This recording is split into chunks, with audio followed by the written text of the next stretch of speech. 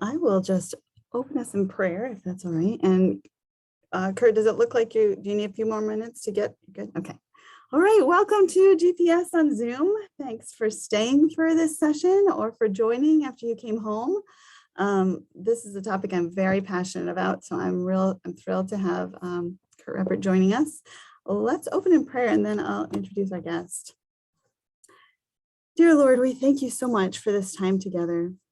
We know that housing impacts every aspect of a person's life, from access to transportation and childcare, schools, jobs, churches, grocery stores, pharmacies, and healthcare, to the supportive relationships we have in our neighborhood and community, and opportunities that those relationships afford.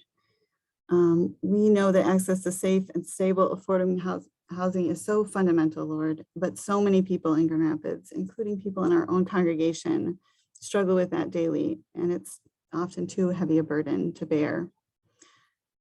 We pray for all those who are on the verge of losing housing and ask for your intervention. God, show us what we can do as your people to love and serve our neighbors well, and to help ensure that everyone in our city has access to quality, affordable housing. Amen. Well, today, as followers of Jesus Christ who do desire to love and serve our neighbors and seek God's shalom for our city, we are asking the question, how can we ensure that everyone in Grand Rapids has housing that they can afford? And with us is Kurt Reppart. He is the Grand Rapids City Commissioner who represents the First Ward. That's the whole West Side, I think maybe a little bit more than the West Side. Previous to serving in this role, he was the executive director at Other Way Ministries, a place-based community development organization working with lower income families on the west side of Grand Rapids. He worked there for almost 20 years and also led 35 short-term mission trips to Mexico and Honduras. He lives near John Ball Zoo with his wife, Matea, of 20 years. Congratulations on that. His two children, Rhea and Cohen, ages 12 and 9, and his big dog, Lucy, and cat, Judy. Please correct me if I've pronounced your family's names wrong. I have a name that often gets pronounced wrong too. Thank you for joining us, Kurt. I'm really thrilled. Commissioner Reppart is someone that I really appreciate and admire. He left his work in his ministry Other Way to really dig into this issue of housing. And I'm excited to hear what you have to say to us today. Wonderful. Well, thank you, Yolanda.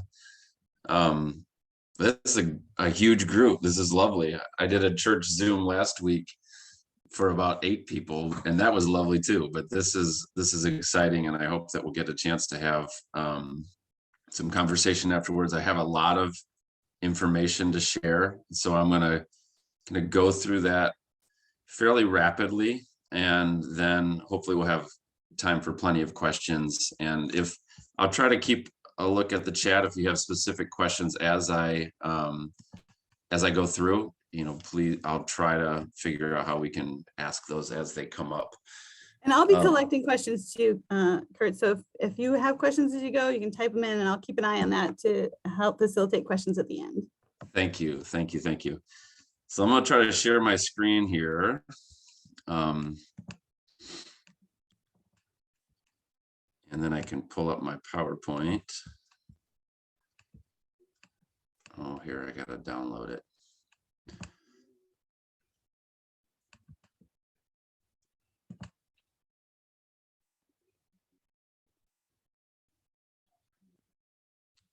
I dropped my computer last week, and my speakers on it haven't been working ever since. So I'm using my wife's computer now. We'll see. Hopefully I'll be able to figure out how to use her. She keeps it a little differently than I do. But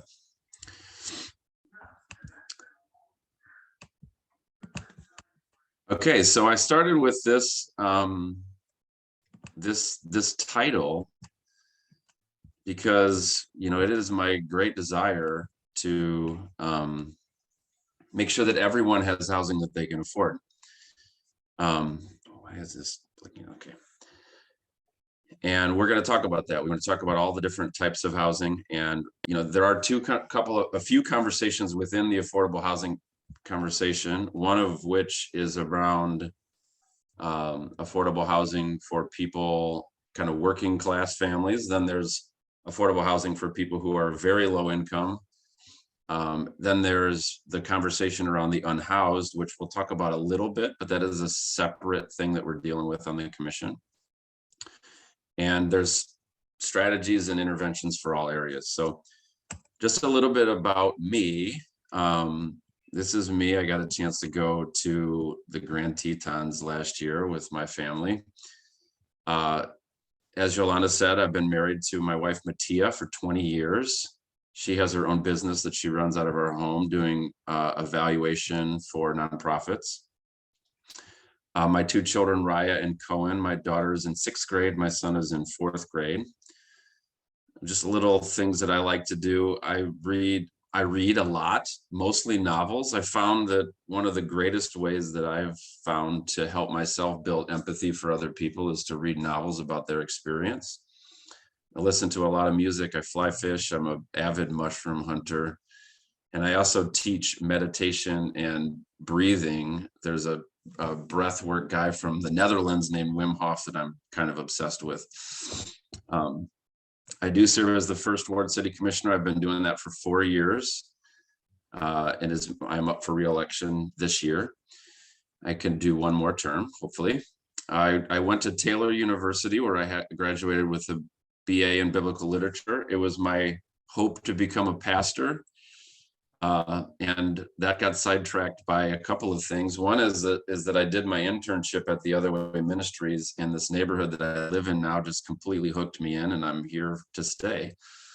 I met people that the experience was just so powerful for me that they then hired me on to work with men, which I did for 5 years. And then my wife and I took a job. I had applied to seminary. My grandfather went to Princeton, and I applied, got accepted, and was on my way to 70 miles an hour to the East Coast to go to seminary. And my wife and I got offered a job together at International Aid, which is out in Spring Lake, to lead these trips to Honduras, which we did for 3 years. And we led about 35 trips working in rural Honduras around community-based healthcare. And my role, because of my work at the Other Way, was to do prep with the groups beforehand, education during the trips around international development, responsible international development, and then to really ask people the question, now that you're going home, what are you going to do with what you saw here, and the experience, the things that kind of lit up in their minds and hearts. My wife and I are also in the process of opening up a retreat center space about 15 minutes north of town, that will be available for pastors and church groups and things for doing small retreats and personal retreats. So stay tuned for that. That's coming. And then my home church is Servants Community Church. We often get mixed up with Church of the Servant, even though it's a very different place. I've been a member of that church ever since I moved to Grand Rapids. So why did I run for city commission? Here I had the dream job of my life. I was the executive director of the Other Way, where I'd been for 20 years. I'd kind of worked 6 different jobs, and here I was at the top of that organization. And this is what happened. In our community center, we had 40 individuals or families coming every month who are worried about losing their housing. So Carl Williams, my colleague, some of you on this call have met him, I'm sure, went out and did 100 surveys with families and said, how much money could you afford? And the average range that we got back was $715. Now, if you go online to Rent GR or any other place and try to find an apartment for $715 right now, you will not find one in my neighborhood anymore. They also shared with us during those surveys that if their housing costs increased by just $50, they would be worried that they would not be able to pay for that. And this is the reason why, because in 2003 in my neighborhood, so this is just data from my neighborhood, the average rent was $500 a month. And the average income in my neighborhood was $32,000 a year. In 10 years, the rent went up 50% to $750 a month, but the income went down to $29,000 a year. I'll talk a little bit about that. There's an experiment that I've been working on to get at that. So we decided to throw this housing summit at the other way, and I knew nothing about any of this. So I literally cold called Denny Sturdivant at Dwelling Place, and I cold called Jonathan Bradford at ICCF. I'd never met either of those two individuals. I cold called 20 other people and said, will you come to the other way and help us have a conversation about this? And we broke that conversation up into three categories. How do we increase ownership in our neighborhood? What do we do with this conversation around density? And then what policies could the city adopt that would help for affordability? That summit is what got me on the map. And so then when Dave Schaefer was term limited out, they said maybe Kurt would be interested in running for city commissioner. But really the main reason why I run is because I believe in the upside down kingdom, and I see our city growing in an incredible way. And yet I see people being left behind. And so I wondered what it would look like to be an elected official who prioritizes those people. These are just my top 6 priorities as a city commissioner. My number 1 still remains affordable housing and supporting the unhoused. My second priority is economic opportunity for Black, Indigenous people of color. We have some historic wrongs to right in that regard in the city. My third priority is climate justice. Some of you on this call are part of that, have linked with me on that work. Eliminating lead from homes, community safety, and decriminalizing low-level offenses. So these are my personal priorities, as well as the ones that I bring representing my constituents.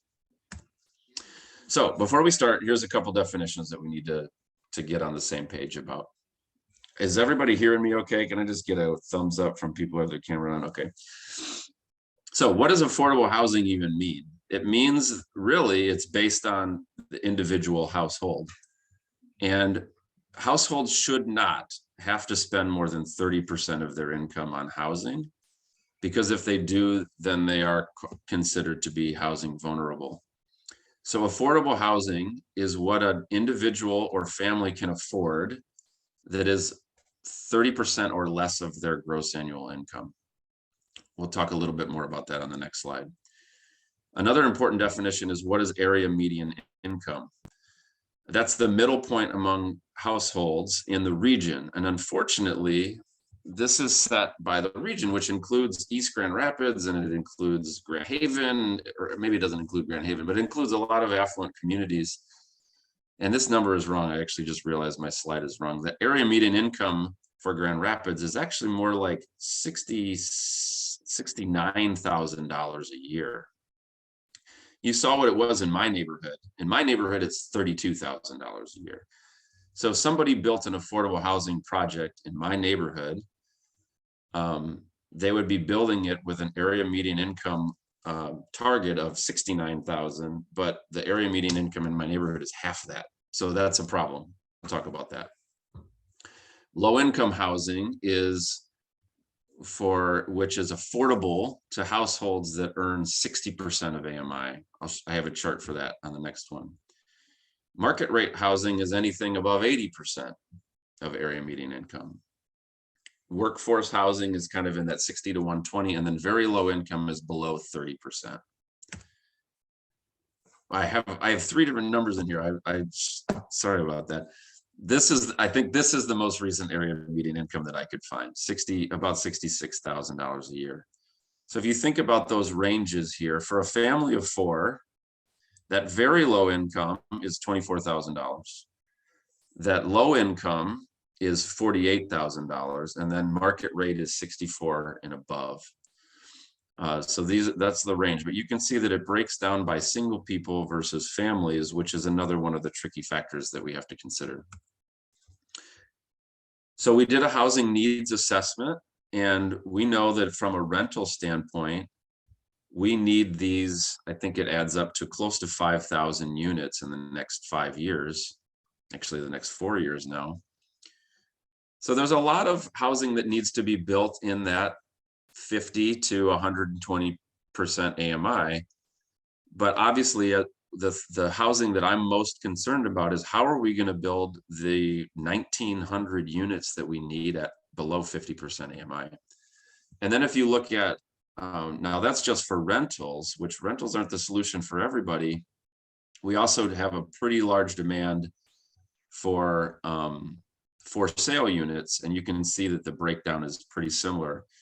My concern is how are we going to get people into an ownership option of less than 50 or 60% AMI. And then if you look at this slide, you can see that our Black and Latino population, or just kind of jumbled together people of color, in general are much more cost burden for rent and homeowners than white families in town. So this is a racial disparity that we have to take into consideration when we're coming up with solutions. A similar one, well, actually I have it in a minute. So you can see here that who's cost burden for renting? 52% of households who are renting in Grand Rapids are spending more than 30% of their income on housing. So that's ironically, if you look at the ALICE numbers from the United Way, ALICE means asset limited, income constrained, but employed, working families, 52% of Grand Rapids also falls below that line. And those people, that number is set for what people, that's the line when people, if you make above it, that you can actually think and plan for the future and have savings. If you're at the line or below, you're only able to focus on the immediate needs in front of your family. So then severely cost burdened households are ones that are spending over 50% of their income on housing. And you can see that in my ward, Ward 1, 35% of renters are spending more than 50% of their income on housing. So if you can imagine your mortgage payment or your rent payment and your income, can you imagine spending 50% of your income on housing? And then that puts a pressure on every other expense in your life. So this is a severe problem.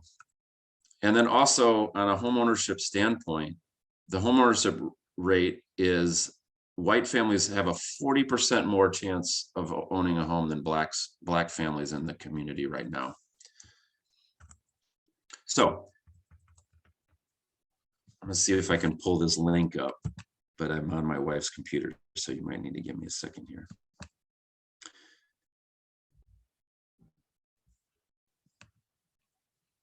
Oh, look at that, it's gonna work. So I did a little experiment with Becky Jo Glover and the staff at 311. We worked with some mathematics students at Grand Valley because as I came to understand all of this information, as I met all of these affordable housing leaders in town, and they shared with me what they know, this AMI problem is really a real problem, because the area median income, again, for certain neighborhoods, for my neighborhood, which is this, so these lines are strange, but if you can see on the left here, these are specific neighborhoods. So Grand Rapids as a whole, the area median, now this is a couple years old, but Grand Rapids area median income as a whole is only about $45,000. It's probably a few $1,000s more than that. The neighborhood that I live in is John Ball Park, so that area median income is $37,000. But all of the housing leaders are using area median income statistics that include the region. So again, it's that $65,000 number. And so when I'm looking at my neighbors, 80% or 60% of $37,000 is very different than 60% of $65,000. And so that creates a challenge. So then if we keep going down, we created this wonderful tool, and it's on the city's website, that you can search your neighborhood based on census tract around AMI. the main reason that I'm worried about this is because potentially even an affordable housing project could lead to displacement in my neighborhood if it's built for affordability for people that live in the region, but not affordability for the people that live in my neighborhood. So we want to avoid displacement. If you can just look at this graph, and this is kind of crazy. The West Grand neighborhood, which is kind of Bridge Street to Leonard Street on the west side of Grand Rapids, to the river, and then to kind of Valley Street. In just a several year period of time, they lost 3,000 people of color. They were priced out of the neighborhood. Obviously, the dip isn't as strong in other neighborhoods on the west side over here, but that's another one of those factors, is that we not only do we lose families, but we're losing families of color, which changes the demographic nature of the neighborhood and leads to, you know, the ugly G word, which is gentrification. And then you can also see this is a chart about rent incomes, which rent changes, which I already mentioned from my specific neighborhood. Let's get through this.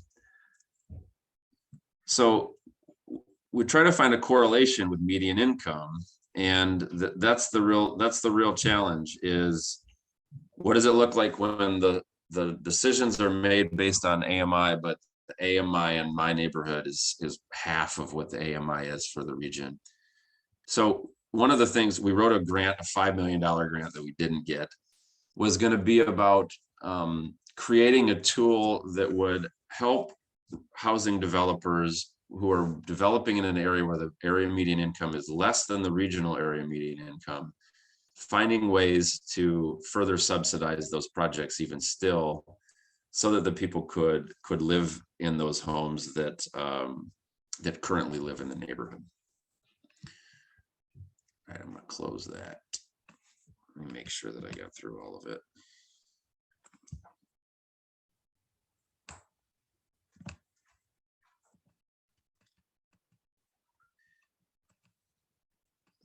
Get back to this presentation.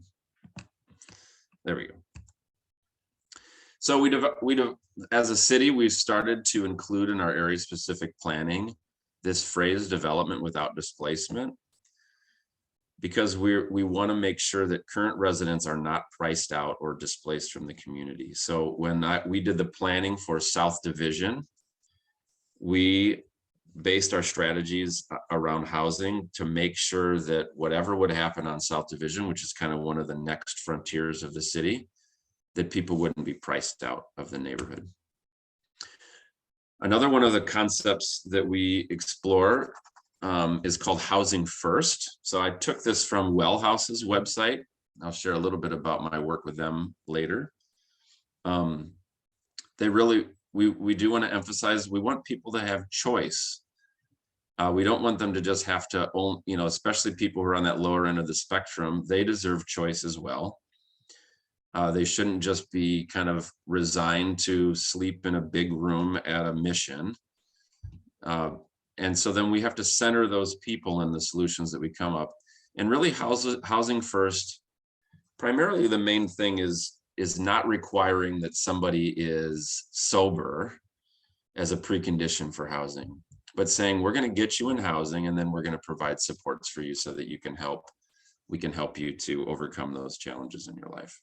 And all the research shows that if you prioritize housing first, then those other areas become more easy to address, even though they're still difficult to address. I saw that David DeVelder's on this call, so you may have seen this landing page for because he's the leader of the Community Land Trust for Dwelling Place. Let me see if I can get it to open up. Because another model that we're exploring, and we have two of them now in town, one at Dwelling Place and one at ICCF, is I'm not, the website isn't pulling up, but I can maybe find it later, or I can put it in the chat. A community land trust allows for it's a new model that allows for somebody to actually build equity in their home. So it's better than renting, and they earn equity over time. But then should they decide to sell, then they are required to sell it for only a certain percentage of the increase so that they can keep it affordable for the next family. So it's a tool that allows for permanent affordable housing. We just approved last Tuesday, Dwelling Place is going to do a 42 unit community land trust project on Burton Street in Union. And those houses will remain permanently affordable, and the lower income families that'll move into them will build equity in the process instead of just renting. And so it's kind of a middle ground third option. I learned pretty early in my days at the other way that not every family is ready for home ownership. In fact, we put people in home ownership positions and then they failed, and that's something that we would have to be careful not to do. So this is a third option where they still have the support of a place like Dwelling Place to help them keep up their apartments or their houses. And then should they decide to sell, they will build equity and get a portion of that growth, but then also make sure that they pave the way for a new family in the future. We've also set up an affordable housing fund. We just appointed last Tuesday the first 5 members to that board. These are some of the things we're going to use that fund for: property acquisition, preservation, pre-development funds, gap financing. So whenever a project happens, there's always a gap to fill. Home ownership assistance, and loans for repairs to keep people in their homes. These are all potentials of ways we could use it. Gap financing for larger projects. Sometimes the city has a lot of fees. We are part of the problem for getting things started. Potentially these funds could offset those fees because legally we're not allowed to waive them. And then also providing incentive for small scale development, which is something that I'm quite fond of. And also we have a new program to help new developers of color to develop a 4-plex or a 10 unit building instead of these larger ones that are 40 and 50 units. We have now put $6 million into this fund. We will put another 5 in next year, which is amazing. 2% of every affordable housing project that we approve of payment in lieu of taxes will come into this fund. And we're looking for new ways that people can contribute to it as well. So I'm just going to share this last slide and then we'll get to questions. I guess I have 2 more. So I have this slide. It's called Beyond Habitat, What Role Could the Church Play? Because in the past, when people thought about affordable housing, really the only option was do a habitat house. And fortunately now the options are much, much bigger and broader. So my first thing is keep doing habitat houses. They need our support. I love Habitat. They do great work. But also, there's these other things that churches can do. You can keep learning about it. Look for emerging opportunities. Add housing or homelessness service providers to your mission budget. So places like Well House, ICCF, Mel Trotter, Dwelling Place, Link Up. These are the places that do great work with housing and homelessness locally. Obviously, the same for Habitat. You can mobilize skilled volunteers, always needed. So sponsoring a home renovation, you can do that now through ICCF and Dwelling Place and Link Up as well, actually, as well as Habitat. A new thing that people are doing is master leasing an affordable unit in the short term while keeping the long-term asset. So if you have the ability to purchase a rental unit, I've learned families will often purchase one, and that's kind of their kids' college fund, or they plan to sell it later as a way for their retirement. But you can work with a partner like ICCF or Dwelling Place as well, and they could actually handle that business in the meantime. So instead of using a third-party rental property management company that takes 10% of the money and as profit, you can work with a nonprofit, make sure that unit is affordable during the life where you don't need the asset, you're building equity in that time. And then when you need it, you can be done, and then you can use it for retirement or for your kids' college education or whatever it may be. You can activate church assets for affordable housing. So I'm understanding that Church of the Servant has got a potential property that they could get involved with. But also we found that a lot of churches have got tons of green space on their around their church that they have to pay people to mow and take care of. Why not consider building affordable housing on that green space? And then you've got a built-in mechanism of outreach to those new neighbors. Also, the pandemic has been very difficult for a lot of churches. And so some churches have way more building than they need at this moment. And so can you kind of annex a wing of the church and allow it to be used for affordable housing? I know of a church that's doing that in Wyoming right now. They're going to keep meeting on Sundays, and then during the week, there will be housing for 6 or 8 families through a partnership with Family Promise. Then there's new construction on church property, or getting involved with a larger scale development. Eastern Avenue CRC had a group of people in their church that said, we really want to impact affordable housing. They raised money and they worked together. They purchased a property across the street from the church, and now there's a beautiful 60-unit apartment building that ICCF did across the street. And there's a plaque dedicated to that small group in that church for their work over a period of 10 or 15 years to make that happen. This is kind of an interesting one, but we're making it easier for, it's still not easy, but for people to build what's called an accessory dwelling unit behind their house. And by nature, those are going to naturally be affordable because they're only 450 or 600 square feet. And it could be for your mother-in-law, or it also could be for a child who moves home. But in the meantime, if it's empty, you could rent it out to a single mother or to an individual person at an affordable rent.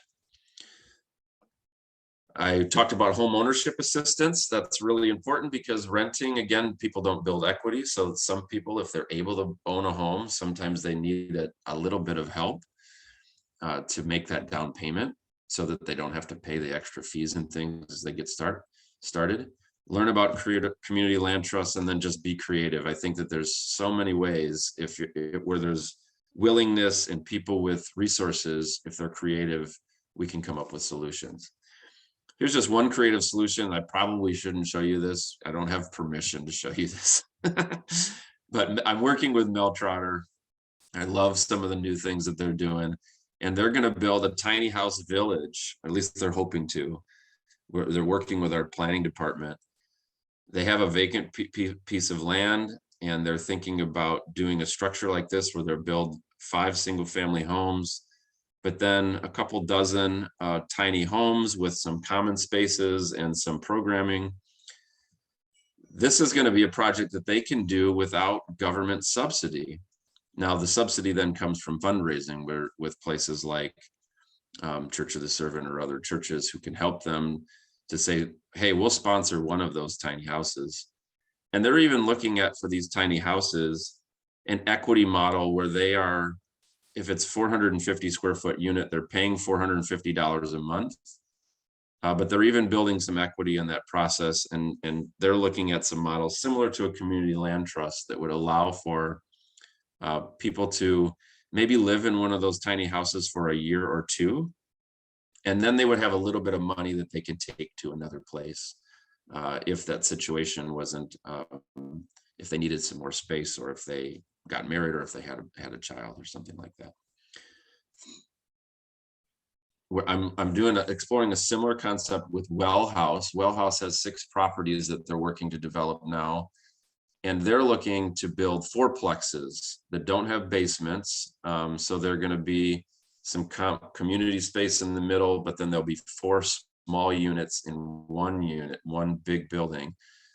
And again, their mission is similar to Mel Trotter's, and is they're trying to help people get off the street, provide a low barrier to entry place of housing that is maybe permanent, but is probably temporary as they work with them to get to the next step. So that's a lot. It's a lot of stuff I just threw at you. I could talk about affordable housing all day long. So I'm happy to answer some questions. We can have a little dialogue and yeah, ask me questions. And then if there's anything I can elaborate on, I'd be happy to do that. I saw a question. Thank you so much, Kurt, for all of this helpful information. I saw a question from the Lokes asking, is the most affordable housing in your neighborhood? Is the first ward where you can find the most affordable housing right now? Or I'm sorry, is the least expensive housing? Yes, I believe it is actually, but it's changed as to where it is in the neighborhood. So when I first moved into the neighborhood, kind of the area between the zoo and downtown was the cheapest housing. That's kind of slowly crept north to kind of south of Leonard and north of Bridge. There's a pocket there, but then along South Division and kind of in between the highway and the railroad tracks in South Division, those neighborhoods now are the most affordable housing in the city. So there's still high rental rates there, and they are still usually single family houses or duplexes. So a lot of people end up there. And also, you know, around Granville Avenue as well is another pocket where the housing is still fairly inexpensive. Now, the thing that we're dealing with now, and you saw on my list, one of my other big priorities is lead in homes. A lot of those homes are also the same place where we have lead problems. And so if we ask landlords to fix that, which we're going to do, we have a timeline for a new lead ordinance that we'll probably vote on this fall. We have to consider affordability in there, because right now, oftentimes those affordable units are not the best places to live, both from a standpoint of safety around lead, but they also are oftentimes owned by kind of huge rental property corporations or from people out of state who don't take good care of those properties, because they are offering it at a very low rate. So those are kind of some of the challenges of the work that I do on the commission, is that I'm determined to get a lead ordinance passed, but I also don't want that to have a negative impact on affordability for families. Yeah, it's very challenging. The most naturally affordable housing may very well be the most rundown housing, the most dangerous lead housing, Exactly. exposed housing. We do have several questions. Let's see. CG Clark is asking if people wanted to, like, ADUs also include like converting a garage top or a basement, but the question about used to be, she says, larger homes in my investigations to either convert a larger home into a duplex for affordability, the answer is still no. And Grand Rapids does not, does not allow tiny houses. So there's been some zoning changes over time, but are these, like, the ADUs are now, can you just explain which things are okay now and how to do that? Sure, yeah. So accessory dwelling units can look a variety of different ways. You could convert your basement into one and have a separate entrance. You could build off the back of your house. You could build it above your garage. You could build it in your backyard. It's pretty expensive to build one. I think that kind of the low end estimate of building an ADU is probably $60,000. So that's the main deterrent. But we also don't allow ADUs to be on property that's rental property. Our zoning code requires that the homeowner live in one of the units, which in some ways was a check. Like, that was an olive branch, if you will, to the neighborhood associations who are concerned about density. But I am determined in our master planning process to try to find ways to make it easier and easier to approve accessory dwelling units, because I think that it's a gentle way that we can add density and affordability that doesn't necessarily disrupt the character of a neighborhood like a 60-unit development might do. It's that small scale development that allows us to add supply of housing for a relatively affordable price. I would love to get Habitat for Humanity to build an accessory dwelling unit behind every one of their home ownership opportunities. And then there's a built-in rental income for that family, and work with a partner like ICCF or Dwelling Place to certify that rental. So I've been putting that bug in their ear for a couple of years now. Mhm. It looks like Jonathan Bradford would like to discuss the question. Go ahead, Jonathan. Thanks, Joe. Hey, Kurt, thank you for being with us today. I'm so glad for all your great work in this field. First, an observation or two. All of the strategies that you have identified are extraordinarily promising. They have various kinds of targets and various kinds of prospective impacts. I don't mean to be critical of any of them, but the fact is they are all nipping at the edge of our issues. Sure.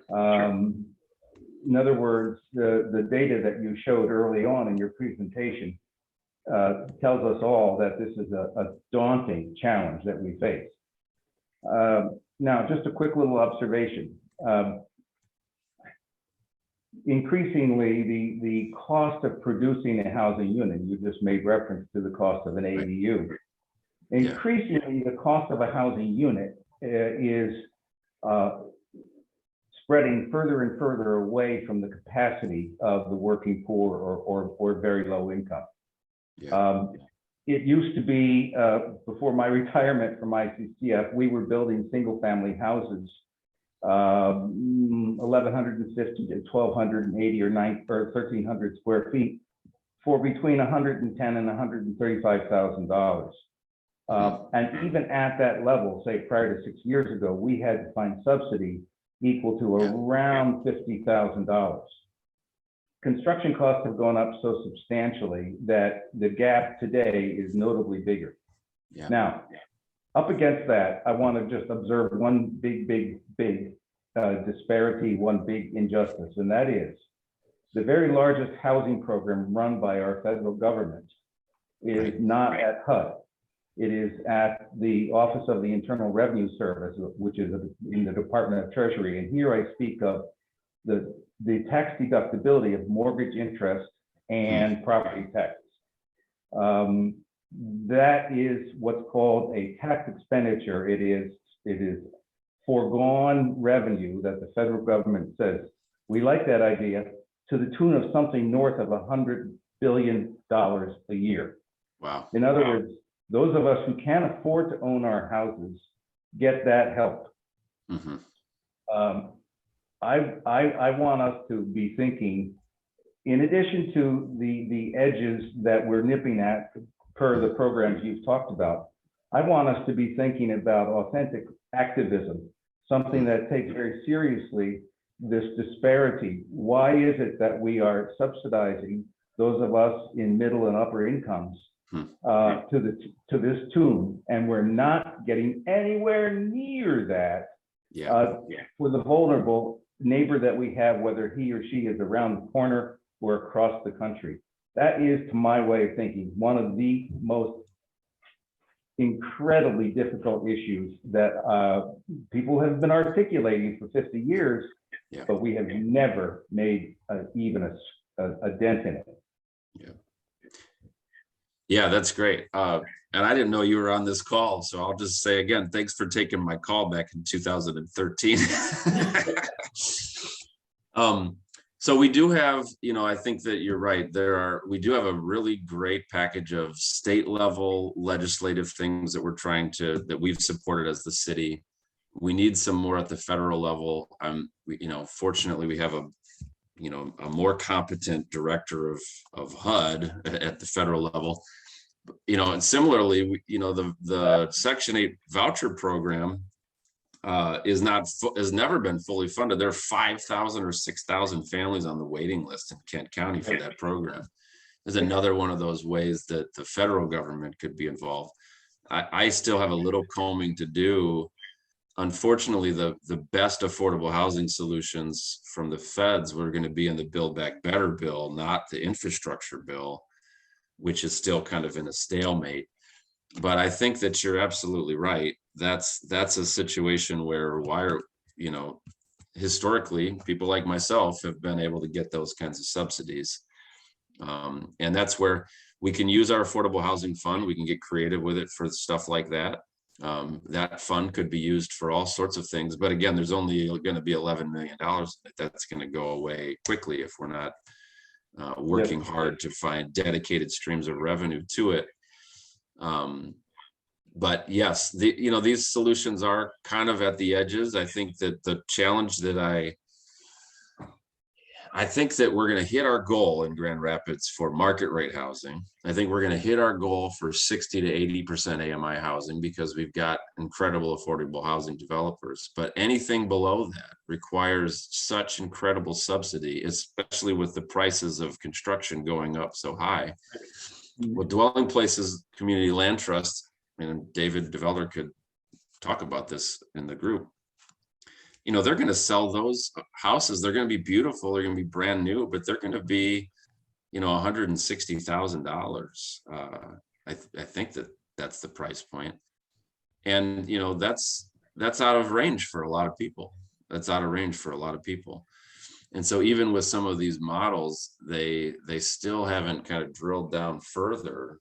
They're better solutions, and I'm going to welcome every one of them, but we still have work to do to get it down further. So true. Thank you. We're coming up to the end of our time. I think it is actually a couple minutes after the end of our time. I just want to highlight a couple of things that you said that are so important. To put it plainly in Jonathan's comment, we're recognizing that not only is it unjust that people who already have housing are getting the biggest government subsidy, but we know from previous stats that you showed us that people who already have housing are majority white Americans versus the rest of our community. And so that's a really big, that's just a really big social injustice to be aware of as we think about this issue, how to tip the scale in favor of justice, and in terms of not just thinking about what can we do to help, but what can we do to make things more just. Right. So you've talked about some of these projects, bigger projects that need to be built that are very costly, like Jonathan said. But in terms of your observation that ICCF is beginning to do property management services for people who have rental properties, that's something that perhaps many people in our congregation on the call, or many people know someone who has a rental property, and if there could be a way to get that managed, part of it or all of it that you own, managed by a nonprofit housing developer, that might be an avenue of making it more affordable in the short term. Like right now, for the people in Grand Rapids who need affordable housing, the most affordable housing that we could possibly have is housing that's already built, because as we said, the housing that is so expensive is what we need to build. So thinking about how we can open up those opportunities individually, if all churches start thinking about that, we might have more affordable housing among us. So thank you. Any final words for us, Kurt? And thank you again so much. I hope I didn't miss a lot of questions, but I know that time is short. I'll just close by saying this.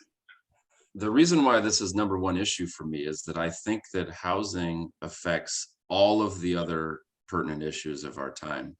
If we're having a conversation around public safety, there's no better way to make a family feel safe than they have a door that's their own that they can lock and that they can afford, where they're not stressed out about paying rent. If we want to impact lead in homes, this is another way that we can impact lead in homes. If we want to impact educational outcomes with young people, the whole reason why I got into this, I didn't even mention it, was that the Community Foundation was offering a free scholarship to anybody who graduated from Union High School. And yet we were bleeding families because they were getting priced out of the neighborhood. And so if we can provide stability to families and housing, then their kids are going to do better in school. So, it is just one of the social determinants of health, but I find it to be the most powerful. And if we continue to create options for people. I've worked with a lot of churches over the years. We've done a lot of habitat houses through the other way, through Westtown Jubilee Housing. Churches have come, I've seen churches step up.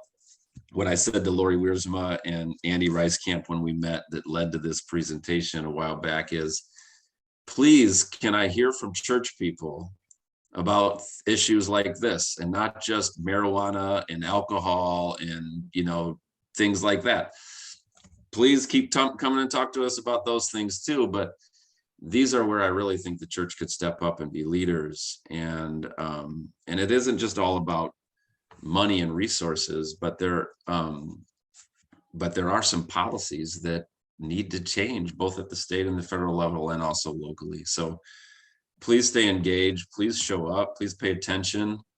I think that we need to hear from people of faith about this. And the unhoused conversation, which we didn't talk about much today, is only going to get, that conversation is only going to get more to the forefront in the next couple of years. So please pay attention to that as well, because they're related. Even though, you know, there are some nuanced differences between very low income housing and the housing for that we're talking about that's more affordable for families. That's right. And a great way to stay engaged is when developments are proposed in our own neighborhoods to be able to come and speak about it, because there's always this this new development you just described that's just passed City Commission. There were many people from the neighborhood that came out and said, don't do that here. Yes. Do not put more density in my neighborhood. Do not. 110 to be exact. So if we could be the non-naysayers, but the welcome to the neighborhood folks, then that may be really, really tremendous. And, you know, the people who came out and spoke against that project, you know, they have reasonable concerns. And we need to do what we said from the city commission table last week. We need to do a better job of educating. And so I'm so thankful that you all tuned in, because now if something like this gets proposed in your worldview, then you'll have a little bit more information and can think about it with some of these kind of statistics and ideas in your minds, so that it's not simply just a black and white yes or no, but like, how can we figure out how to make this work? Excellent. Thank you so much, Kurt Reppart. Yeah, thank you all thank for you all. staying as well. So grateful. Dave, do I need to do anything to sign it off to you? Thank you, Joe. Thank you. Nope, you're all good. I can stop the recording, and yeah, thank you. Great. Have a great afternoon. Thank you so much. Yeah, thank you all.